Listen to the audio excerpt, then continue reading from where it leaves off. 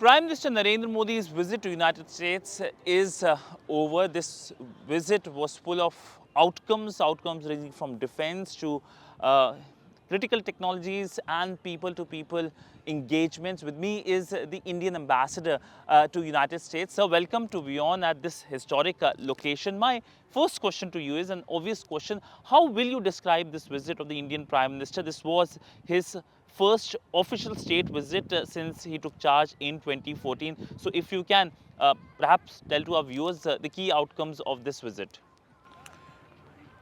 See, the Prime Minister is not new to United States. He has been coming many times since 2014, and even before that, even as an individual, he actually toured the United States, number of states, so he knows it well. But you are right, this visit was indeed historic and substantial. And I use this terminology and the words very carefully.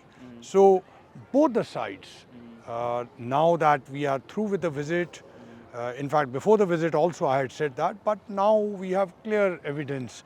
So let's talk of the facts. As far as the ceremonial parts were concerned, you are aware that this is time on all 3 days. The Prime Minister had meetings with the President in White House, and each one of them carried substance. Let's take the first day. There was a private dinner at White House. Both First Lady and the President received him. In fact, before that, there was a Skills for All event. And at that event, there were a number of experts, and they shared their experiences with Prime Minister and the First Lady. You know that First Lady is very invested in community colleges. She's an educator by background and strongly believes in skills. And Prime Minister's commitment is well known. A number of our programs are focusing on that. In this, one of the very interesting aspects was that there were actually 2 Indian students participating in this program. One of them, the boy, actually is working on technology, using it in coastal areas for fisheries. So it had an impact on the people. Similarly, the girl is doing research using technology for the blind. Again, an humanitarian issue touches the people. Then there was this dinner, perhaps a unique platform. We have seen the photographs, we have seen their informalness. Then the next day, you saw the kind of the welcome ceremonial which had all the ingredients of whether enters the army salute and the gun salute, etc. But more importantly, first time about 8,000 Indian Americans, the diaspora, were invited, and they were present in large numbers in White House. Now, that has not happened. They actually saw that honor which was given to India, and the Prime Minister saw those pictures. Then, of course, the talks. And in the talks, when I say the substance, please look at the joint statement. So I don't have to point to anything else. You can see in the joint statement different aspects have been covered. So similarly, there was a dinner, the formal banquet dinner, which was attended by the top league of American politicians, bipartisan, cabinet members, academicians. Of course, you had heads of different universities, the topmost CEOs. You name a CEOs, and of course they were very much there. But an interesting element which has been commented in the American media is that there were a number of top fashion designers in that, and the fact that they were invited to Prime Minister of India's banquet, that has also caught attention. Now, the third day, there was a very important what is being called as a high-tech handshake. And in this high-tech handshake, you had the top CEOs, tech CEOs, again for everyone to see. I'm sure you got an Yes, opportunity yes, sir. We were to present see there. that. And each of their areas they spoke about. And another unique feature of this was that there were also startups present. And some of these startups are actually part of the supply chain. They have broken into the US economic system. So a lot of things which happened. We were present in most of the locations. We saw the warmth with which the Indian Prime Minister Narendra Modi was greeted by the American President. But one key outcome was on critical technologies. The handshake event especially emphasized on how both sides should engage on that. So if you can talk about how does the Indian side and the American side look forward to substantive and practical cooperation in this specific sector? So you are absolutely right. I mean, if you ask me to pick up, there were several outcomes. If you pick up one, technology is that. And technology is a cross-cutting area. Technology is not only commercial, it's also strategic. So therefore, when we talk of ISET, if you look at it, it's not an area which is a long time under preparation. Actually, it started in the Japan summit, where both the leaders, President Biden and Prime Minister Modi, had spoken about it. But it moved so swiftly. In January, we had the NSA, Indian NSA, Ajit Doval. He was here, and that's when ISET was launched. And now, within a few months, you had the US NSA. He visited Delhi, and ISET moved further. And if you look at the joint statement, you can see different aspects of technology in this. So we have quantum, there are specific areas. We have cyber security, we have internet, 5G, 6G, ORAN, etc., etc. So any of the areas, if you look at it, you will see it. Now you spoke about the technology handshake. Do keep in mind that this visit also saw concrete investments coming into India, whether it was Google or it is LAM or it is any of these semiconductor. That's one of the important area of ISET that is very much mentioned. So the important aspect here is that India is being seen as a partner, and trust and confidence are the bottom lines of technology. Nobody shares technology unless you have that in. So that is a critical output of this, that United States and India, as both President Biden and Prime Minister Modi said several times, that trust and confidence between the two is the bottom line. Trust and confidence between the two countries, something that we saw several times being mentioned by the two leaders. Another key focus area all through the visit was on defense. We saw the GE jet manufacturing deal being announced, being talked about. What is the time period of the implementation of these announcements we saw on defense during this visit? If you can talk about that, sir. So the defense part is also outcome of ISET. ISET has a specific segment on it. And as I said, technology has both commercial and the strategic part. And here, the fact that on the GE engines, United States is sharing technology is a pointer to that. Even on the drones, you take a look, again, MRO facility is to be established in India, and that will lead to skilling of the manpower.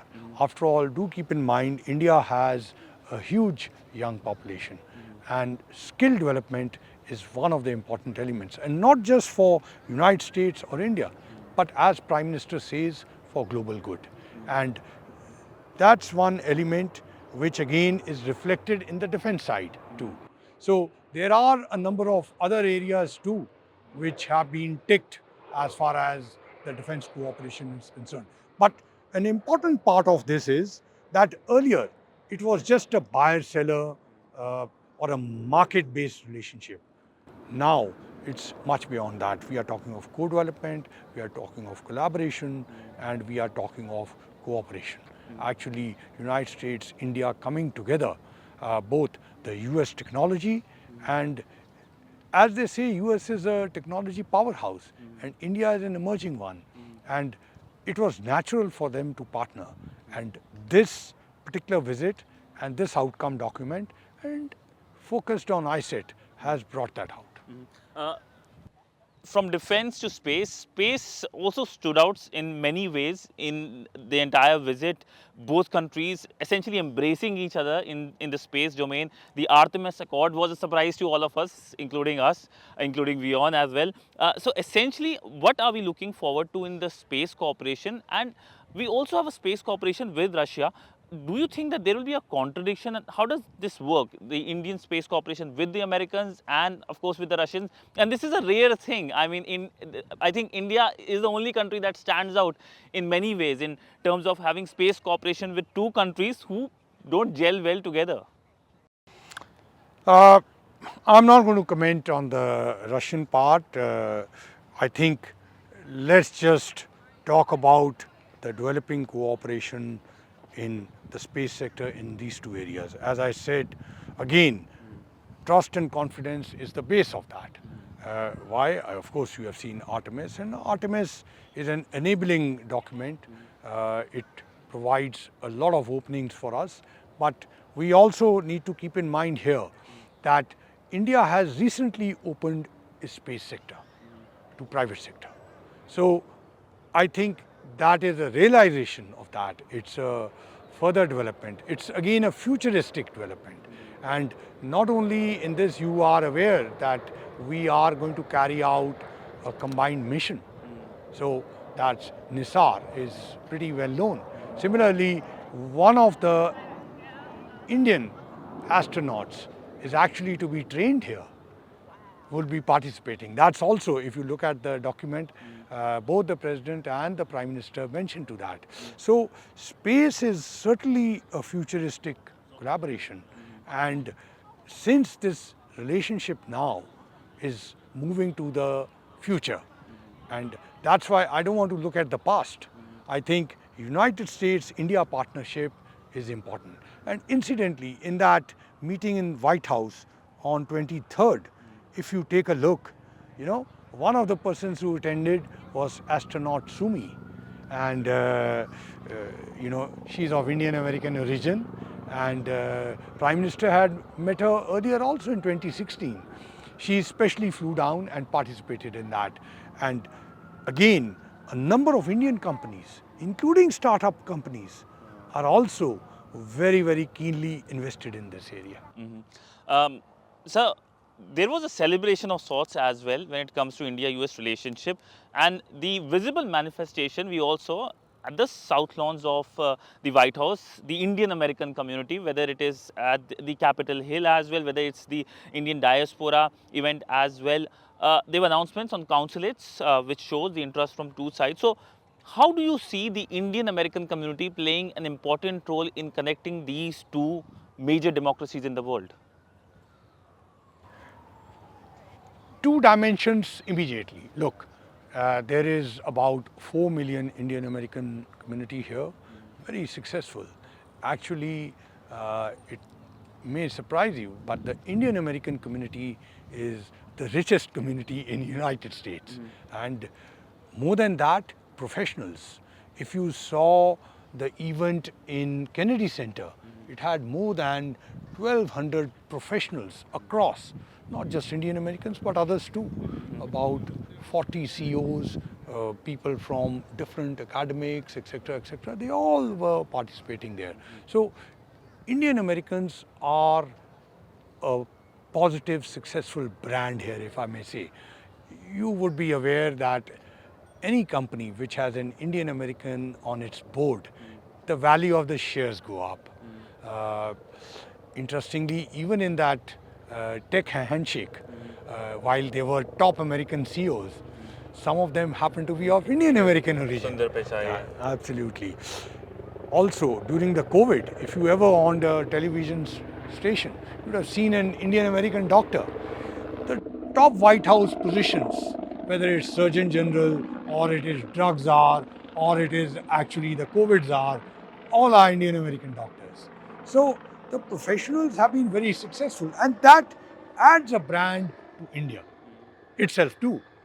But having talking about this particular visit, there were a number of times when the Indian Americans participated.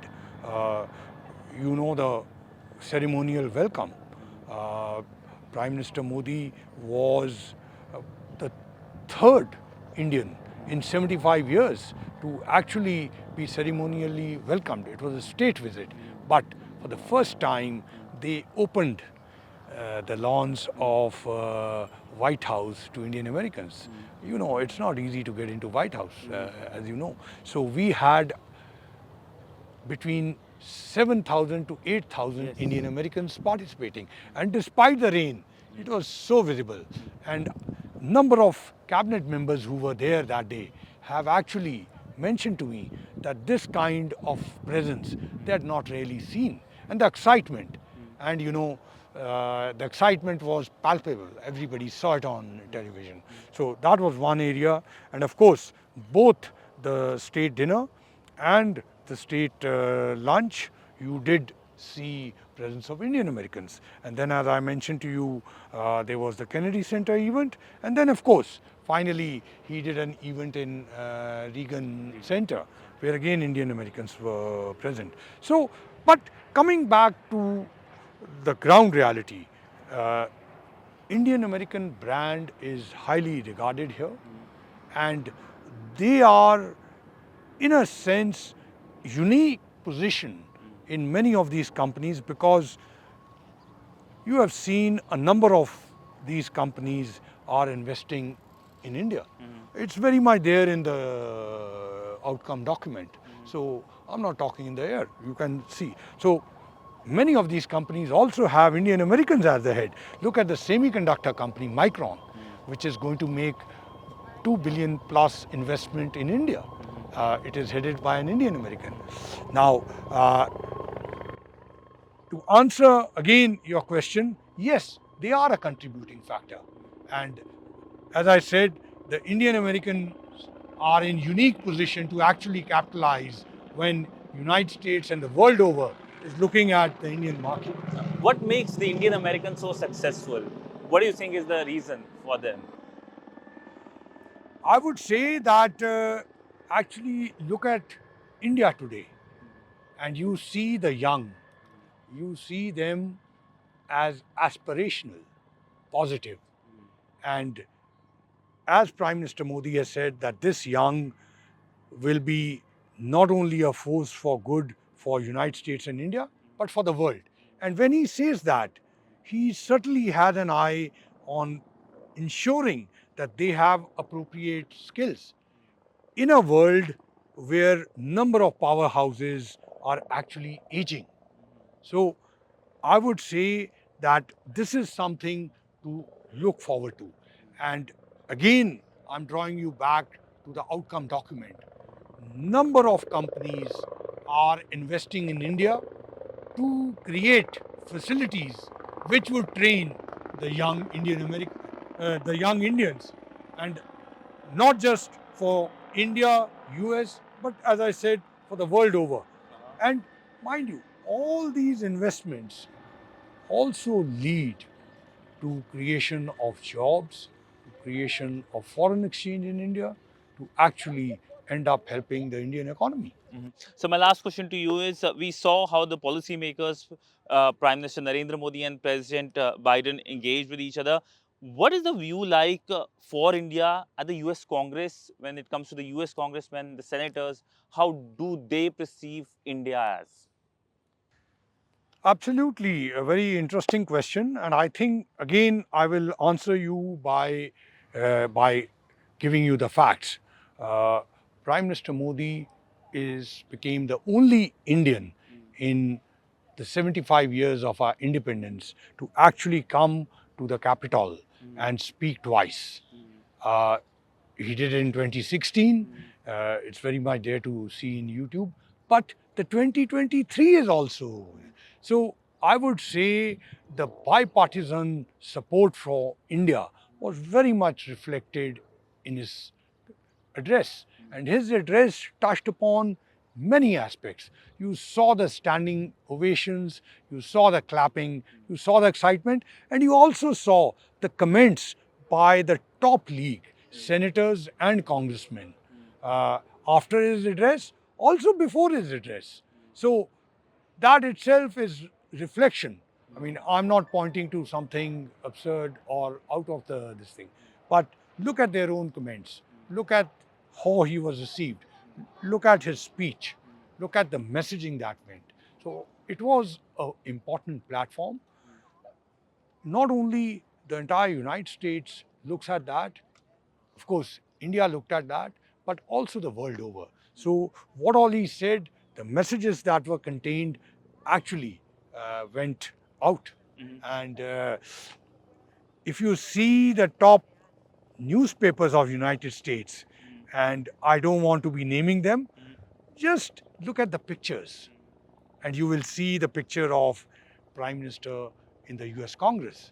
And you know, it took a lot of time for him to manage to come out because a number of senators and congressmen actually went up to him, took his autographs on his statement, which was distributed. That was very visible as well. We saw those visuals.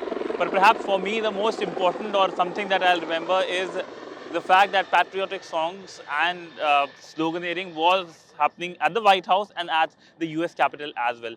Well, on that note, sir, thank you so much for speaking to WION in this historic backdrop.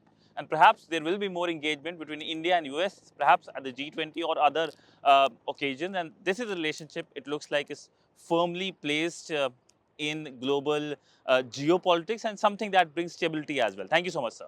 Thank you very much. And just to add the last bit, you know, all those cheering were American citizens.